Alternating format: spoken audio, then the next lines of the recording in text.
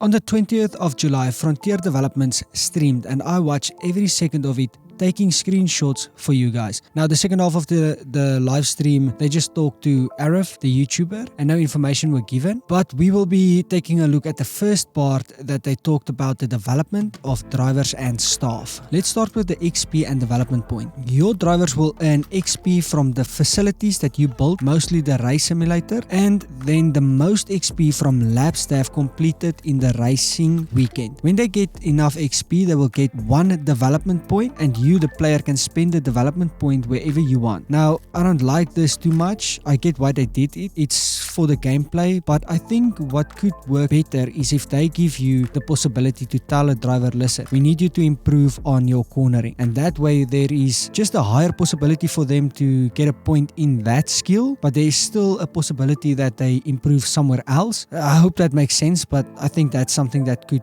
maybe work a little bit better. Driver skills. Let's start at pace. Cornering and braking, self-explanatory. So let's talk about reactions. Reactions. On the right, we can see the ability to respond to events at high speed. I hope this means that if something happens in front of him, like the driver, like a crash, he will respond faster to get out of the way or slower depending on his skills. I really hope so. Under that, we can see it's also for fast acceleration out of corners and faster pull away with lights out. Now, hopefully it's not just that. Hopefully it's also the reaction time to crashes and responding to things like that. Consistency. We know what that is, so let's look at the skills. Accuracy. The ability to follow the racing line as accurately as possible. This reduces the chance of a driver losing time or their car taking damage from running wide while racing. This is a cool skill, so it's how close to the racing line you can stay. I wonder if this will also affect overtaking. It must. If you can stay closer to your own best racing line, you will get out of the corner faster than the other driver who you are overtaking or defending against. So it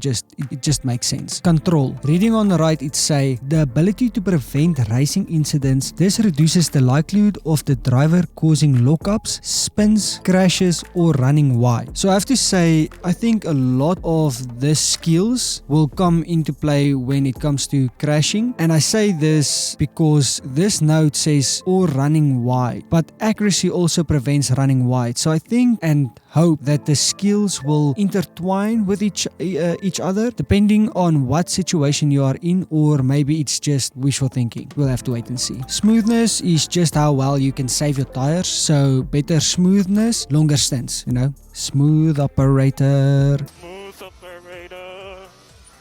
Smooth operator.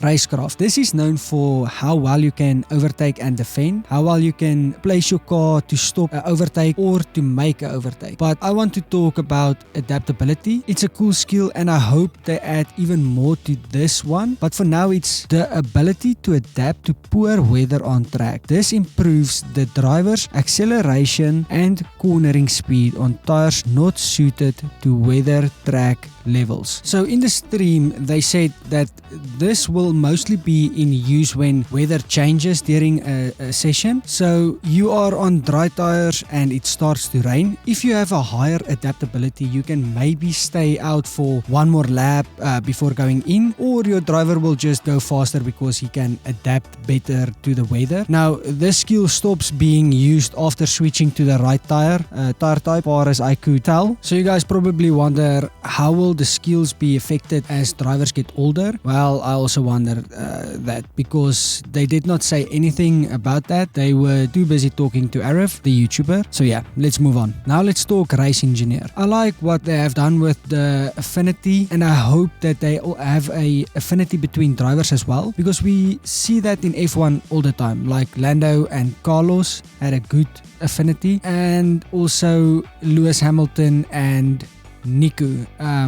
So I hope they have something like for the driver's pairing as well. So affinity is how well the driver and the race engineer get along, how well they work together. This will also have an impact on renegotiating contracts for drivers, and drivers will get better affinity faster if the race engineer have better communication. Then we have pit crew management, which helps the pit crew and make them work better and do pit stops faster. And feedback is exactly what I predicted it's for. When you simulate the practice session, the race engineer will then take over the setup. The better this stat, the better the setup will be. Also, if you don't sim the practice, you will get better feedback from the driver to help you get the setup perfect faster. And lastly, facility bonuses. I'm not going to talk about this one because I also predicted this one perfectly before they even told us anything, so go watch this video if you want to see that.